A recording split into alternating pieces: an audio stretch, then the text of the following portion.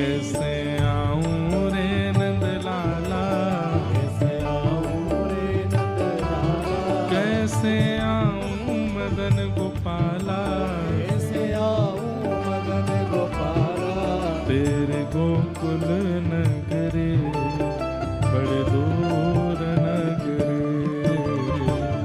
दूर नगरी बड़ी दूर नगरी, दूर नागरी, बड़ी दूर नागरी, दूर नगरी बड़ी दूर नगरी, दूर नागरी, बड़ी दूर नागरी। सुदामा जी सोए हैं एक नदी के तट पर आंख खुली तो पहुंच गए द्वारिका।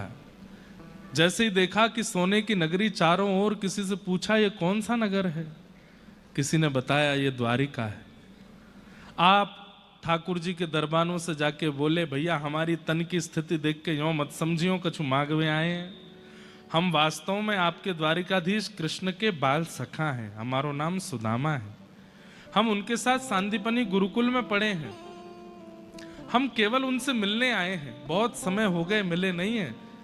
अगर वो अति व्यस्त हों तो उनको जाके आप परेशान मत करना, कोई खिड़की ऐसी राजमहल में हो जहां से वो दिख जाए, मैं तो बस देखने आया हूं। पत्नी को वचन दिया है कि मिलके आऊंगा, पर दिख भी जाएंगे तो दिखना भी मिलना ही माना जाएगा, देख करके मैं चला जाऊंगा और पोटली दे जाऊंगा, उनको दे देना। बड़े आदमी हैं, नहीं मिलने का समय हो तो। द्वारपालों ने धक्का नहीं दिया।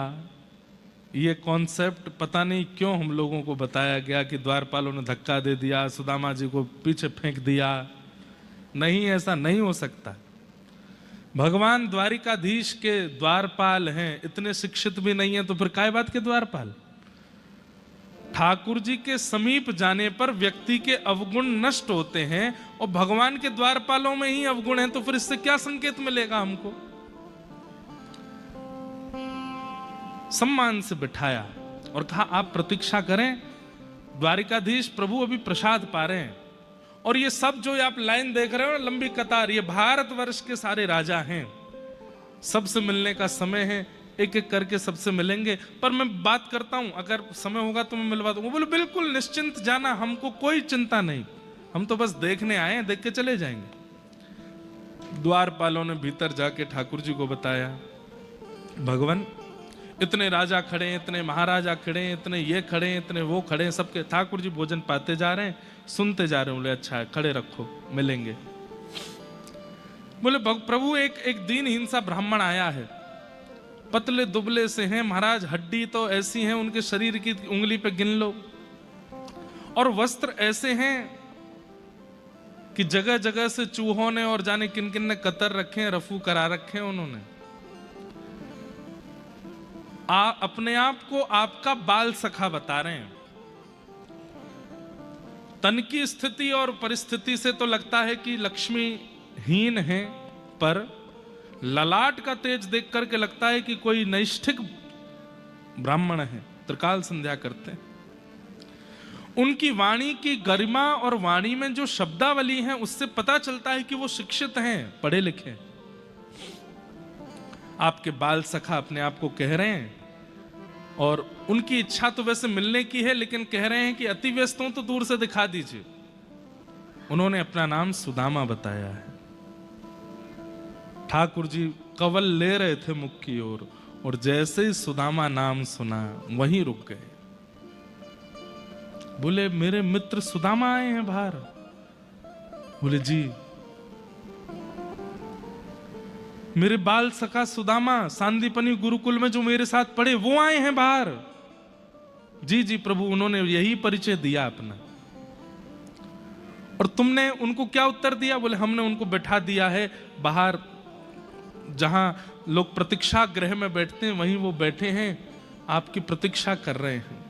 इतना सुनते तो ठाकुर जी ने कवल छोड़ा और अपने आसन से कूदे। बोले मेरे मित्र सखा सुदामा आए हैं और तुम उनको भारी छोड़ करके आ गए। दौड़ने लगे श्री द्वारिकाधीश। एक दौरी पार करें, दूसरी दौरी पार करें, नेत्रों से अश्रुपात हो रहे हैं और बस कहते जा रहे हैं, मेरे सखा सुदामा आए हैं, मेरे प्राण धन सुदामा आए हैं, मेरे जीवन धन सुदामा आए हैं, मेरे प्राण सखा सुदामा आए हैं। मंत्री, सेनापति, द्वारपाल सब पीछे दौड़ रहे हैं। रुक्मणी, मित्रविंदा, यमुना, कालिंदी सब पटरानियां पीछे दौड़ रही हैं। जामवती, सत्यभामा मन में विचार कर रही हैं, ऐसा कौन आ गया? कुरुक्षेत्र में पता चला था कि यशोदा मैया यहां आई हैं, तो ठाकुर जी व्याकुल हुए, भागे नहीं। लेकिन ये कौन आया है जिसके लिए ठाकुर जी भागने लगे? द्वार पर जाकर के जैसे देखा, प्रतीक्षा गृह में अनेक राजा बैठे हैं, सब खड़े होकर के जय जयकार करने लगे। सुदामा जी उठ करके खड़े हो गए, भैया कहाँ भयो? बोले द्वारिकाधीश आ रहे हैं। सुदामा जी ने जैसे भीतर देखा तो दोनों भुजा पसारते हुए दौड़ते हुए श्री द्वारिकाधीश आ रहे हैं, मेरे सुदामा, प्राण सुदामा, जीवन सुदामा, और दौड़ते हुए आकर के अंक में भर लिया सुदामा जी को। सुदामा जी के लिए ये स्वप्न से ज्यादा था। इतना तो वो स्वप्न में भी चिंतन नहीं करते थे। कभी कभी स्वप्न देखते थे तो उसमें भी ये विचार करते थे कि कन्हैया सोने के सिंहासन पर बैठेगो, मैं भीड़ में पीछे बैठ जाऊंगा। इतना सामीप्य तो स्वप्न में भी अनुभव उन्होंने किया था, पर ये तो स्वप्न में भी नहीं सोचा था। ठाकुर जी ने आकर के इतना गाढ़ आलिंगन किया कि अगर थोड़ी देर नहीं छोड़ते तो सुदामा जी ठाकुर जी में ही विलीन हो जाते। अंक में भर लिया। अंक में भर करके थोड़ा सा ढीला करके सुदामा जी को पीछे करते हैं और फिर मुखमंडल देखते हैं, सिर पे हाथ घुमाते हैं, गाल स्पर्श करते हैं, फिर अपने हृदय से लगा लेते हैं। फिर थोड़ा दूर करते हैं, फिर देखते हैं, फिर हृदय से लगाते हैं, फिर दूर करते हैं। सुदामा तुम सच में आए हो? बोले हाँ लाला मैं आ गए हो। फिर हृदय से लगा लेते हैं। ऐसा प्रेम, पूरी द्वारिका के नेत्र सजल हो गए। आज बड़े बड़े महाराजा खड़े थे, कोई सोने का रथ लेकर के आया, कोई सोने का सिंहासन लेके आया है, कोई मणियों से जड़ित प्रतिबिंब लेकर के आया है, सब खड़े हैं। फटी सी पोटली में चावल लेके सुदामा आया, उसको ठाकुर जी अंक से लगा रहे हैं। रुक्मणी आदि सब आश्चर्य कर रही हैं। उदार तो श्री कृष्ण हैं, पर इतने उदार हैं ये आज पहली बार पता चला। भगवान के हाथ में अभी भी सब्जी रोटी के कुछ भाव लगे थे। सुदामा जी का मुख खोलो, कुछ खाया सुबह से? बोले सुबह तो कह रो लाला 15 दिन आएगा कछु ना पायो। 15 दिन पहले भात बनो घर में, तो दही में मिला के पायो, वाके बाद नहीं पायो। अपने हाथ में लगे हुए तिनके आदि जो थे सुदामा जी के मुख में दिए, तो चलो संग प्रसाद पाएंगे।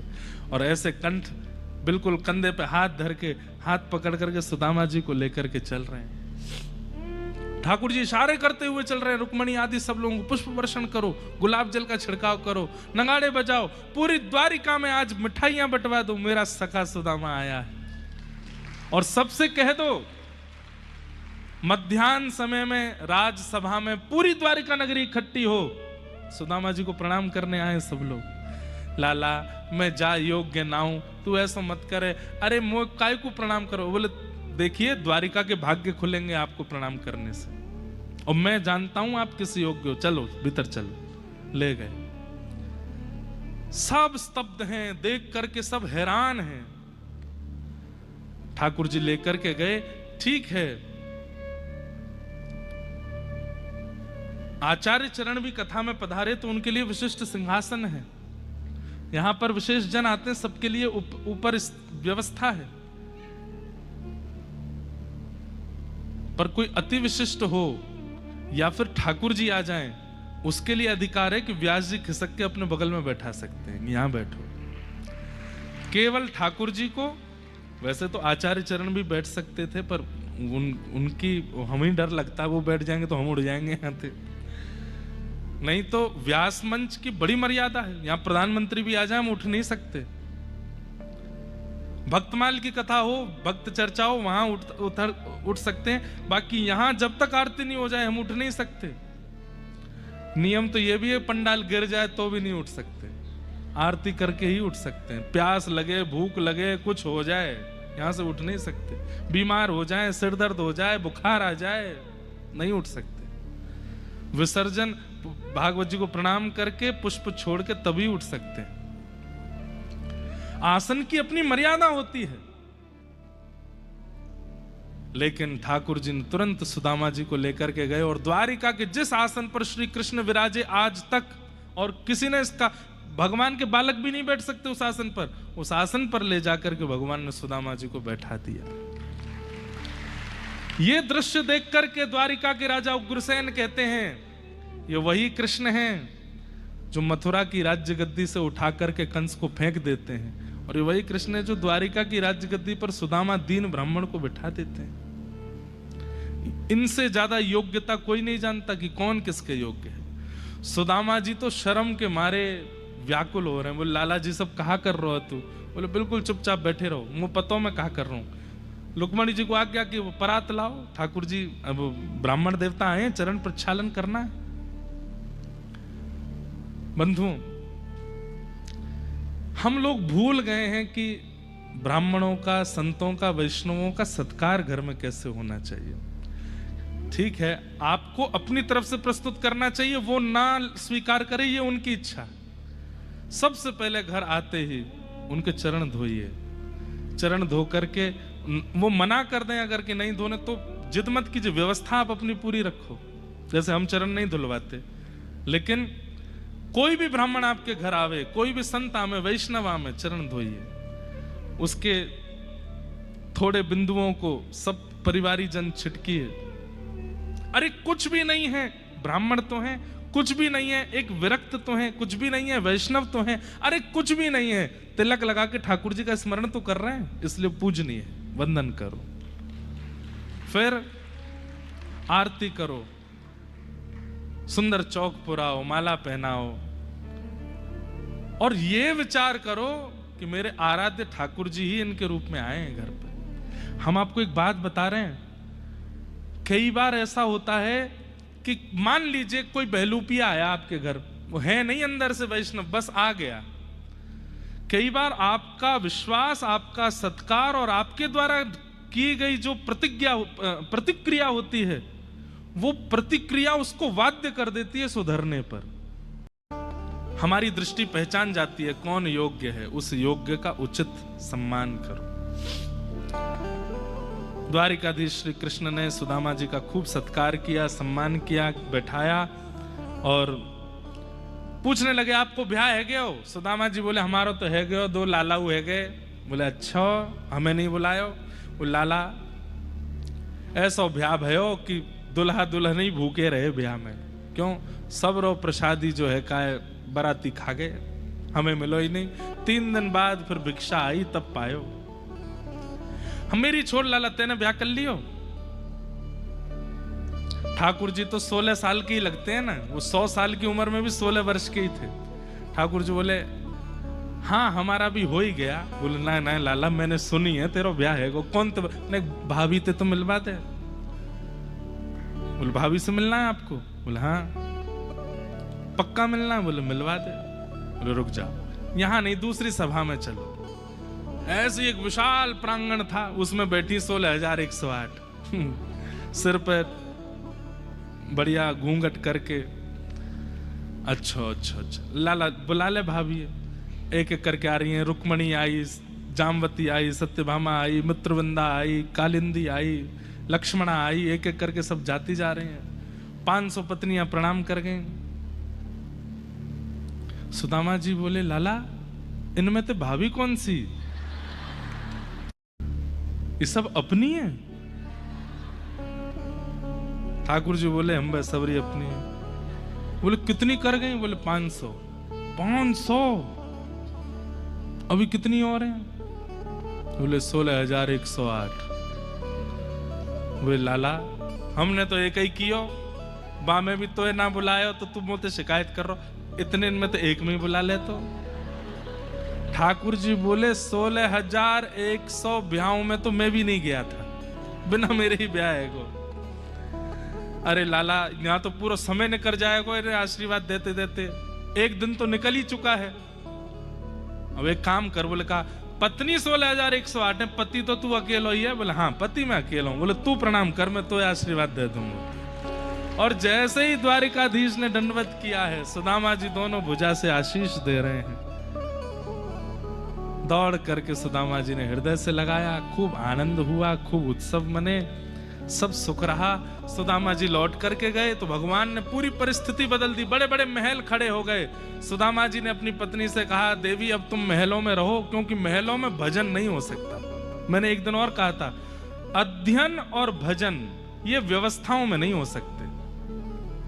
कोई बहुत व्यवस्थाओं में रहता है, बड़े बड़े घर बनाइए, लेकिन अपने भगवत आराधन का एक सामान्य स्थान, ठाकुर जी का मंदिर खूब भव्य बनाओ, पर जहां आपको बैठना हो वो स्थान बहुत सामान्य होना चाहिए। ठाकुर जी का सिंहासन ऊंचा, ठाकुर जी का सिंहासन विशेष, पर आप जिस पर बैठो वो अति सामान्य होना चाहिए, तभी भजन कर पाओगे। चांदी की चौकी, चांदी के सिंहासन, मखमली गद्दा, उस पर फिर रेशमी क्या बोलते हैं उसको, माला झोली, और उसमें भी असली चंदन की माला, फिर ऐसे टेक वेक लगा करके तब जा करके माला जपने बैठे, सो और जाओगे, माला नहीं होगी। माला कैसे करनी है, पीछे कोई सपोर्ट ना हो, मेरुदंड सीधा हो सके तो कुशा का आसन हो, एक धोती पहन करके ऊपर ना पहन करके सीधे बैठिए, तब के भाव से भजन होता है। बहुत व्यवस्थाओं में भजन नहीं होता। सुदामा जी बोले, देवी तुम रहो यहां, तो हम तो जा रहे हैं। तभी ठाकुर जी प्रकट हो गए, बोले सुदामा जी मेरे बिना अगर उपभोग में रहेंगे तो भजन नहीं बनेगा, लेकिन जिस घर में मैं प्रत्यक्ष विराजमान हूं उस घर में तो आनंद करते हुए भजन किया जा सकता है, इसलिए आप इसको स्वीकार करो, मैं रहूंगा आपके साथ यहाँ पर। और श्री सुदामा जी ने उसे स्वीकार किया। इस प्रकार भगवान की संपूर्ण लीला। आगे भगवान के यदुवंशियों को श्राप लगा, एक एक करके सब यदुवंशी नष्ट हो गए।